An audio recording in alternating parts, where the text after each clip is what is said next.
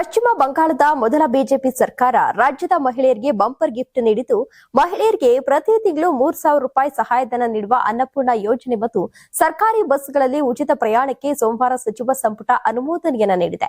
ಈ ಎರಡೂ ಯೋಜನೆಗಳು ಜೂನ್ 1ರಿಂದ ಜಾರಿ ಬರಲಿವೆ.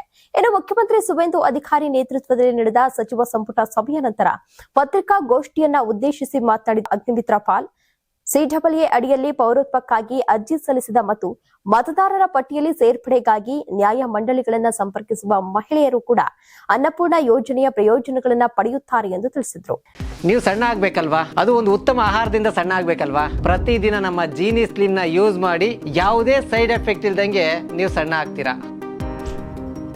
ಜೂನ್ 1ರಿಂದ ಮಹಿಳೆಯರಿಗೆ ಪ್ರತಿ ತಿಂಗಳು 3,000 ರೂಪಾಯಿ ಸಹಾಯಧನ ನೀಡುವ ಅನ್ನಪೂರ್ಣ ಯೋಜನೆಗೆ ಸಂಪುಟ ಅನುಮೋದನೆಯನ್ನ ನೀಡಿದೆ. ಜೂನ್ 1ರಿಂದ ಸರ್ಕಾರಿ ಬಸ್ಗಳಲ್ಲಿ ಮಹಿಳೆಯರಿಗೆ ಉಚಿತ ಪ್ರಯಾಣಕ್ಕೂ ಸಂಪುಟ ಅನುಮೋದಿಸಿದೆ ಎಂದು ಸಚಿವರು ತಿಳಿಸಿದರು.